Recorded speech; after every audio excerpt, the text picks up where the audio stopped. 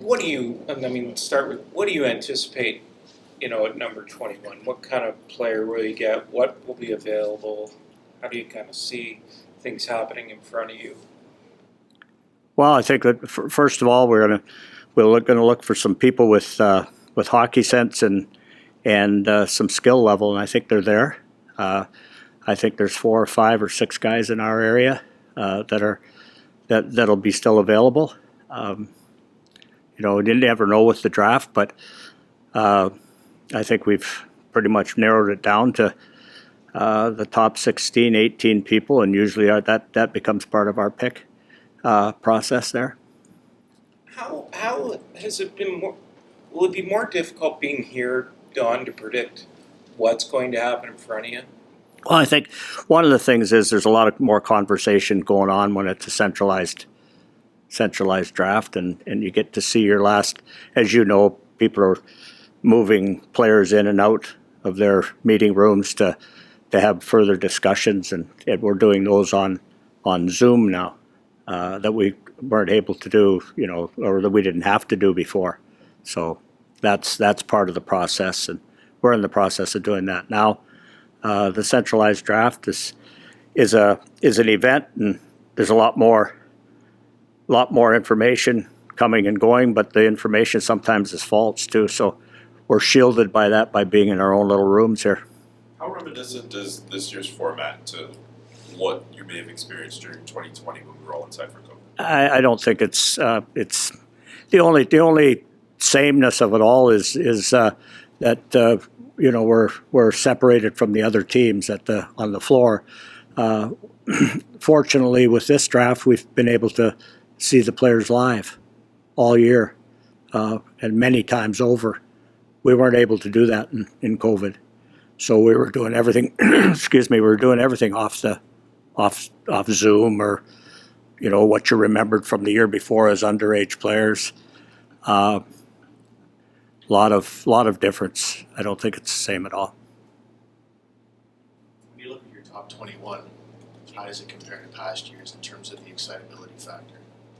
I think by this time of year, everybody's going to get a player, and everybody's winning a Stanley Cup on that day. So I mean, it's we're going to get a player. The team before us is going to get a player. The team that picks a 4th rounder is going to get a player, that they like.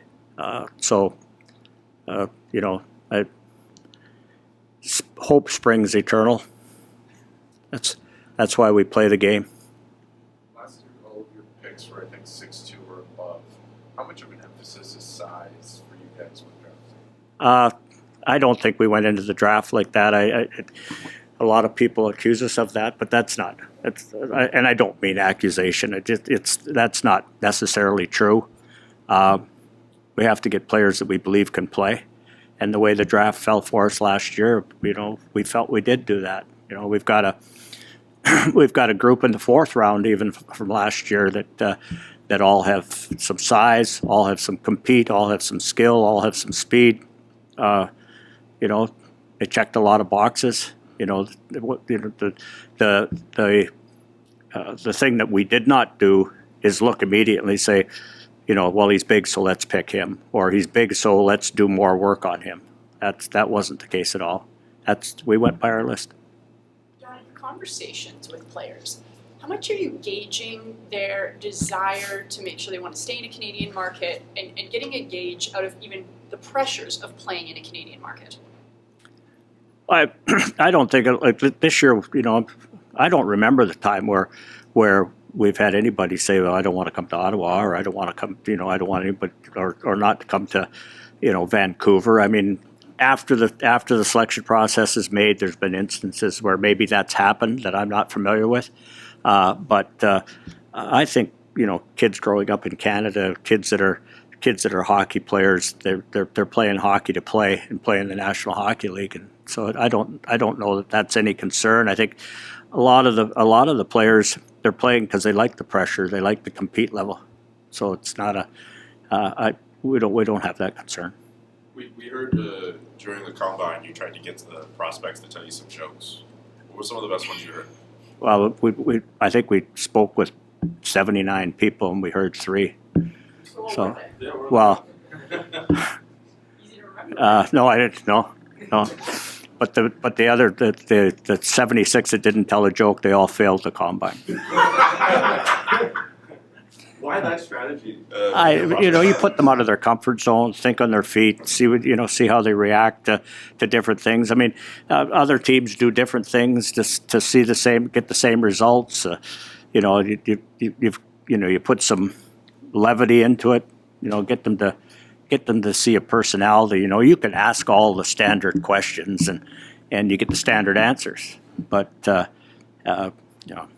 other way is to see their personalities. We see them on the ice. We know what they do.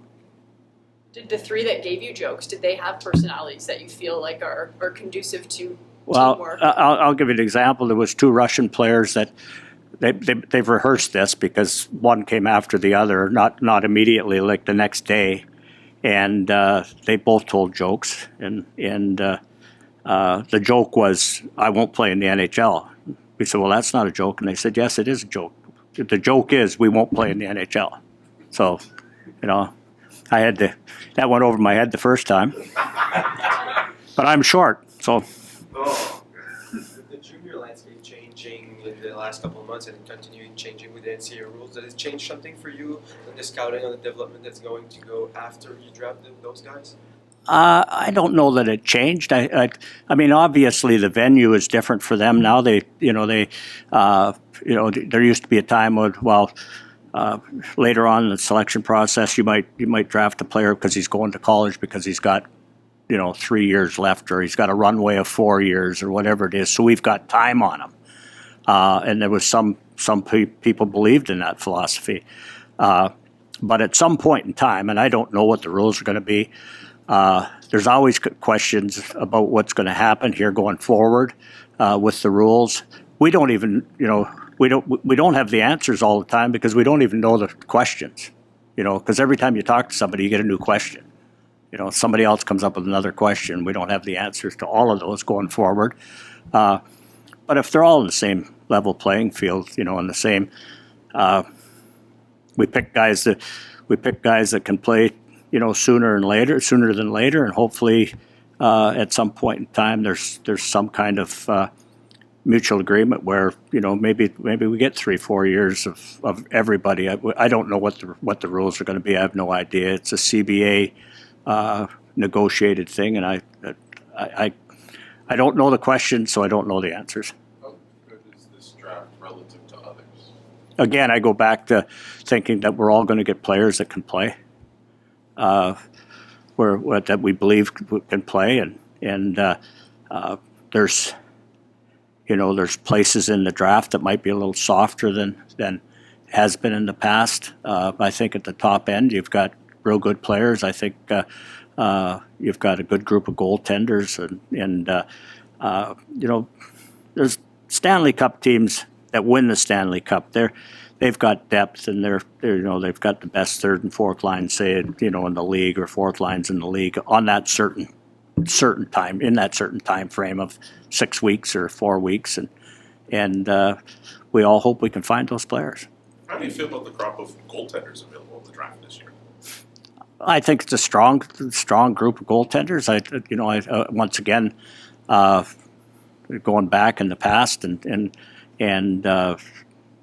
thinking about it, like the goaltending, the game in the crease has changed so much over the years, and there's certain people that certain stature that we feel can perform better in the National Hockey League than others, and I think it's a good group of people. Yeah, I think that the European market has caught up to the North American market over the years. You all know that. That's you look at the league and who's playing in the league, and so the number of goaltenders in the market, to select goaltenders out of has increased significantly over the years.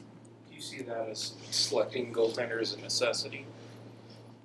Well, up until last year, we did our best to pick 1 or 2 goaltenders in every draft. We just felt last year that we had other things we needed to fill, other positions.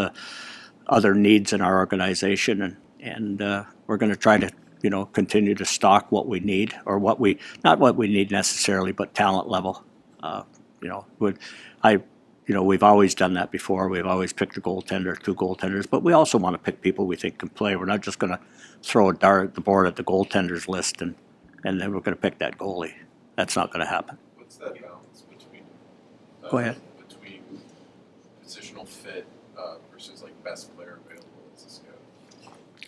Well, I mean, as you're going along, you know what you're drafting. You're drafting and you're putting your positional list down together at the table. But the thing is that I think a general philosophy of mine would always be that you draft the talent and trade the position. Given that you mentioned in Buffalo when we spoke about how the list is ever evolving and changes right up to the draft, just what do these next couple of days look like for you guys? Well, I'll put it this way: I'm out of the room right now, and when I go back to the room, we've probably got 42 changes. So, it changes.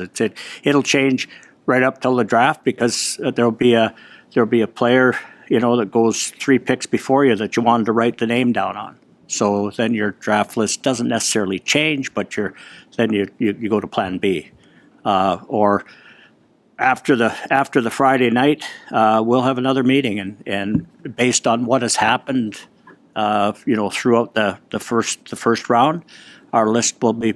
It doesn't have to be, but it may be adjusted again. For goaltenders, and somebody asked the question about goaltenders as well, is when the first goaltender goes, the second goaltender goes, all of a sudden maybe there's a run on goaltenders. You've seen that in the draft. You've all seen that, and that's what happens. So if you want to get in on the goaltenders at that point in time, and you have one like you like, that's some people are making selections based on that at that point in time. You joked about changes happening quickly. It's the biggest time of the year for the scouts, obviously, why you have them. Are there still these heated debates that go on as scouts? They're fighting for their player to get drafted. I've heard of them in the past, especially after the first round of, this is the guy you need to take. Does that still happen? Yeah, sure, it still happens. Yeah, everybody's got an opinion. That's what they get paid for. Only a couple get paid to make decisions. And it's good. That's what we encourage. We want them to have some passion for their players they like. The regional guys The regional guys are so important to us because they find those people at the end of the draft that might play. That we've seen only by collateral viewing, as crossover guys, or we've been dragged out to a game to see those players play. So it's so important for them to help us make our draft successful. Everybody can see the first game who can play and who's going to jump right out at you, who's going to pop. Usually it's skating and compete that pops right away, but it's those guys that find the gems. Back to the goalies for a second. Given their high value, why do they never go in the top 10 almost? Well, I think historically, if you look at the goaltenders, some of the goaltenders that are taken so late in the draft are guys that end up being the stars on teams, and in some cases that was because a long time ago, prehistoric times, in my first times, the draft was taken with the goaltenders. They only play half the games. There's injury. Nobody knows for sure if they can play, and if they can play 60 games in the National Hockey League. If they, you have to wait on them a little longer. Sometimes it's 250 to 400 games before they're pro hockey, before they're playing and starting in the National Hockey League. You try to draft starters, what you believe are starters, and if they fall a little bit below and they become organizational guys, they're still good players for us. Everybody needs five or six people in the organization that can play. We don't just talk about 2. There's injuries. There's all kinds of things that happen in the National Hockey League. Sorry, how much do you have to be prepared for the scenario that Steve was in here saying maybe consider moving back if you can get another asset to go with that? How much You have to be prepared for that scenario. Well, yeah, we have to be prepared. That's why the list has to be accurate, in our opinion. We can't just put a list together of 21 people. We have to, how far, along the way from 1 to 21, where are the drop-offs? From 21 to 31, how far were you willing to go back before you say no further? Where we want, this is the guy we have to have. And then it becomes what's coming back to us too. How close to, like just numbers. We're 21 and you move back, but you stay in the first round. So you go back to the 29, 30, 31, or 32 position. And I'm not saying that's happened, but you go back to that position. Well, like to go back to there, based on our list, what do we have to come back to us to make it worthwhile? How would you evaluate Carter Yakemchuk's development last year? Well, I think Carter did some things that we asked him to do. I know that his numbers weren't as good last year, but he paid a lot more attention to detail in his game. Contrary to some people's beliefs, he played a better defensive game. I don't have a problem with Carter's game. I mean, he had such a good year the year before. He's got so many avenues and so many ways that he can play. He's big. He can handle a puck. He's got deception. He can shoot the puck.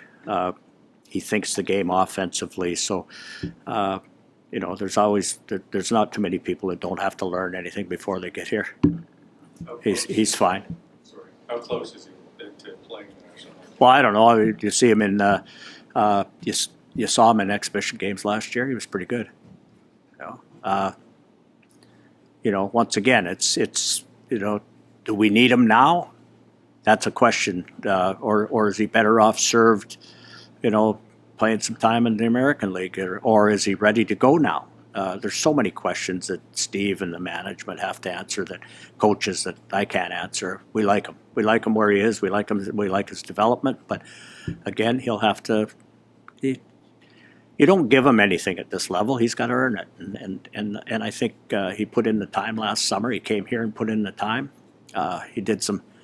He showed that the investment that he put in his own time was worthwhile in the fall. He will make Steve and Travis make the decision. Like, that's his job. His job is to make them make the decision, to force their hands. That's what it's about. We have a couple more before we go back to the meetings. From what you were able to see from him this past year, how do you think he was able to handle some of the downs, whether it was being snubbed from the Team Canada roster or some of the injuries he had throughout the season? Well, our development people and myself and Steve, I know for sure, were in to see him and talked to him immediately after that. Had long conversations with his agent. He didn't seem to get too ruffled about it at all. Like, I'm sure he used it as a motivational tool, but I think that I was with him real shortly after those decisions were made, and with him right after a game. Not I didn't spend 2 days with him, but I was with him right after the game, and he was fine. It was his usual composed self. He was he wasn't gonna. Inside he might be burning, but he's not showing you that. Last one. Blake Montgomery took great strides. Did Yes. he play beyond expectations this season for you? Well, I think what he did was, some of our scouts would say no, because they expected him to be able to do some of the things that he can do and did do. He obviously changed his route, his path, and went from the USHL to the OHL. He had some great success this year. He played up and down the lineup, depending on who was in and out of the lineup, and depending who was playing at the World Junior on that team. and he was very successful in every role he had. And I would surprised. If we were surprised, we were happily surprised. Yeah.